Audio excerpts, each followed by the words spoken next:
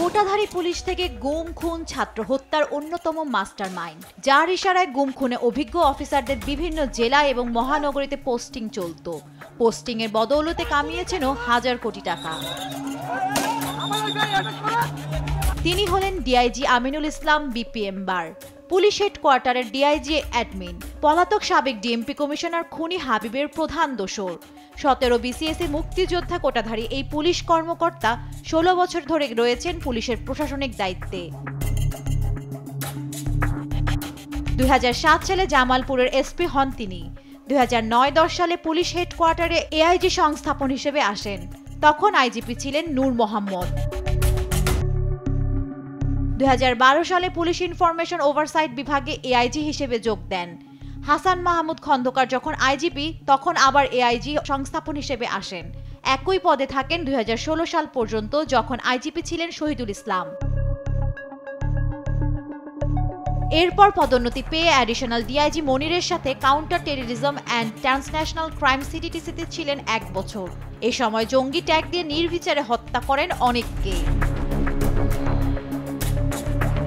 1 বছর সিটিটিসিতে থাকার পর আবার অ্যাডিশনাল ডিআইজি হিসেবে পুলিশ ম্যানেজমেন্ট বিভাগে যোগ দেন 2017 সালে। 2019 সালে ডিআইজি প্রশাসন পদে যোগ দেন। আইজিপি পদে জাবেদ পাটোয়ারির দায়িত্ব নিলে অন্য জায়গায় বদলি করা হয় তাকে, কিন্তু 2 মাস পরেই ফিরে আসেন আমিনুল।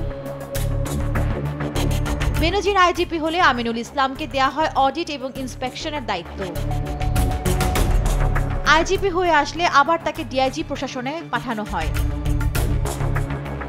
নিয়োগ বাণিজ্য, পদোন্নতি, বদলি, শাস্তি কিংবা শাস্তি মওকুফ সহ নানা অপকর্মে জড়িত এই ডিআইজি আদায় করতেন বিপুল পরিমাণের অর্থ, যার মদদে এখনো পুলিশ আইন শৃঙ্খলা রক্ষায় ব্যর্থ। জানা যায়, প্রজাতন্ত্রের কর্মচারী হয়েও আমিনুল গণহত্যার নির্দেশকারী দল আওয়ামী লীগের দোসর হয়ে কাজ করেছেন। হাসিনা সরকারের পতনের পরও বহাল তবিয়তে থেকে অন্য অফিসারদের বদলি করেছেন। যারা আওয়ামী বি টিমের অফিসার, তাদের পদায়ন করছেন বিভিন্ন গুরুত্বপূর্ণ পদে। তার এই সকল অপকর্মের সহযোগী 25 ব্যাচের মাহফুজ ও আমজাদ, 24 ব্যাচের প্রলয় এবং বিপ্লব।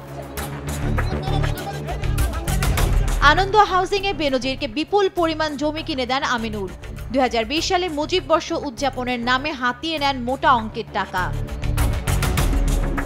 ক্ষমতাচ্যুত স্বরাষ্ট্রমন্ত্রী আসাদুজ্জামান খান কামালের পিএস হারুন এবং মন্ত্রণালয়ের উপসচিব ধনঞ্জয়ের সাথে সিন্ডিকেট করে পুলিশ বদলির নামে ধান্দাবাজিও করতেন কোটাধারী আমিনুল। সর্বশেষ আইজিপি চৌধুরী আব্দুল্লাহ আল মামুনের সকল অপকর্মের অন্যতম প্রধান সহচর ছিলেন। ডিআইজি আমিনুল শুধু হাবিব নয়, মনিরুলের দোসর হয়ে অনেক জঙ্গি নাটকের অন্যতম সহযোগী। তার পোস্টিং পুলিশ সদর দপ্তরে হলেও ডিবি অফিসের কম্পাউন্ডে কাউন্টার টেররিজম ভবনে দীর্ঘদিন তার জন্য অফিস বরাদ্দ আছে।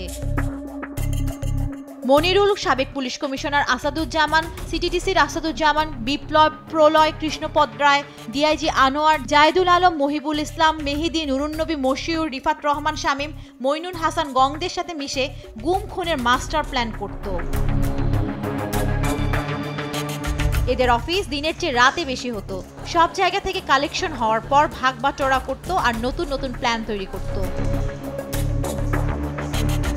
বিভিন্ন জেলা এবং মহানগরীতে পোস্টিং দিয়ে ছাত্র হত্যার ক্ষেত্রে প্রধান ভূমিকা পালন করেছেন তিনি।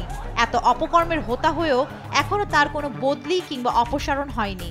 একই পদে পুলিশ হেডকোয়ার্টার্সে প্রভাব খাটিয়ে হাজার কোটি টাকা কামিয়েছেন এ কর্মকর্তা। জান্নাতুল মোহনা, দেশ টিভি, ঢাকা।